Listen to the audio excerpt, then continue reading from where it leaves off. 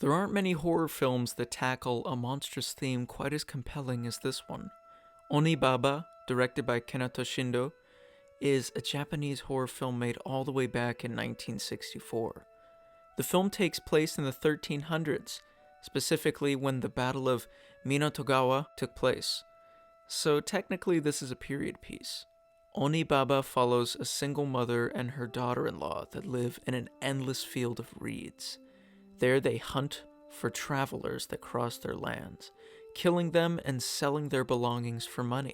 It's a dog-eat-dog world, and they survive day to day in the hopes that Kichi will arrive from war. Kichi being the mother's son and the daughter-in-law's husband. Okay, yeah, you get the family tree now.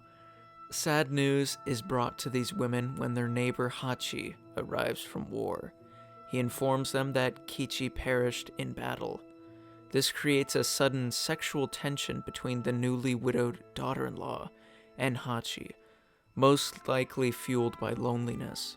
The grieving mother catches wind of this, and jealousy rises.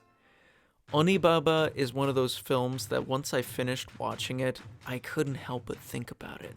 I would read up on interviews from the director and try to piece together the themes of the film. Not only do I find it to be well written, but the filmmaking process is incredible. This is a case where I believe the film could only be made in black and white.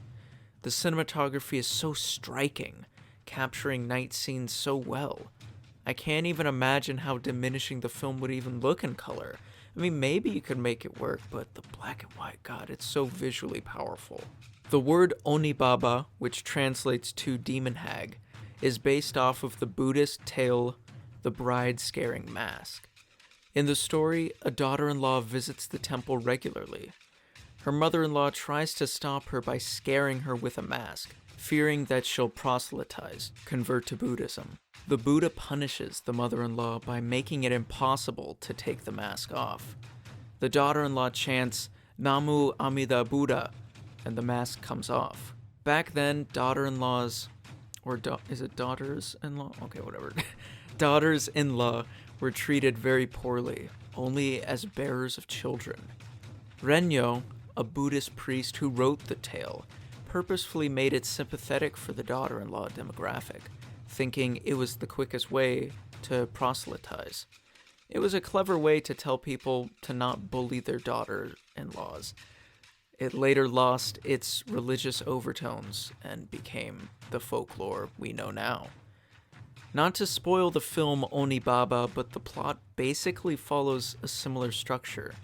The jealous mother utilizes an Oni mask from a dead samurai. Oni is a mythical creature in Japanese cultures, basically like a demon, an ogre, a beast that once was human, a really terrible human that's manifested into this otherworldly monster that eats humans and is a cannibal. It's a very terrifying creature that they've created in stories and folk tales, and just a very fascinating story altogether. Oni has a really cool history I like reading about, but anyways, now you know what Oni means. And at night, while the mother wears this Oni mask taken from a dead samurai, she waits in the fields of tall grass, scaring her daughter-in-law from attempting to sneak over to Hachi's house. The scenes where the demon hag dollies into frame is so amazing. I think the rainstorm sequence has to be one of my favorite scenes in film history. It's a great example of when every filmmaking component culminates together to make a perfect scene.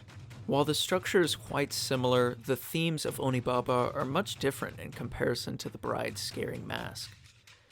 I think the idea to have the film set during a brutal civil war was brilliant. It makes the characters all the more animalistic in quality, since the women are left alone to their own devices. They're forced to kill in order to survive.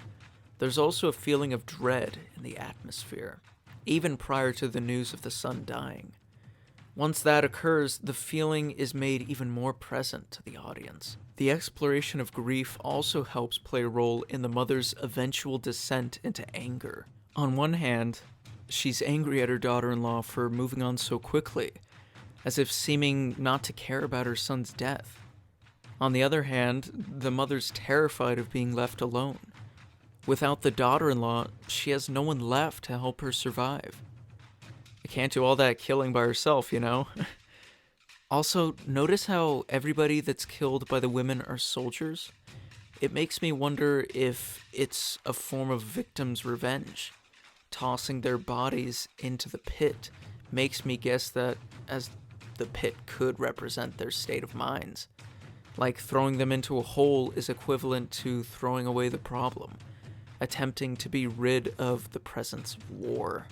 Another theme I love is how the demon hag represents the fear of sexual liberation. After all, she acts as a literal cockblock from the daughter-in-law. The mother goes as far as saying if she sleeps with anyone again, she'll go to hell. I love that the girl still went out to go have sex even after being threatened. I respect the hustle. This film has so much symbolism behind it that I can't help but recommend it to you. If you haven't seen it, it's a bit of a slow burn, but once it's ignited, there's a bonfire of terror to be witnessed. If you'd like to see me tackle more films like Onibaba, don't forget to give this video a like, comment below your thoughts on this film, or suggestions on what to tackle next. Subscribe if you're new. I welcome all movie fans to the channel. I cover a wide variety on here, as you can see. Yeah, there's a bullet train video I did. And as always, have a good day, watch a good film, and yeah, it's been Bill, guys. See you later.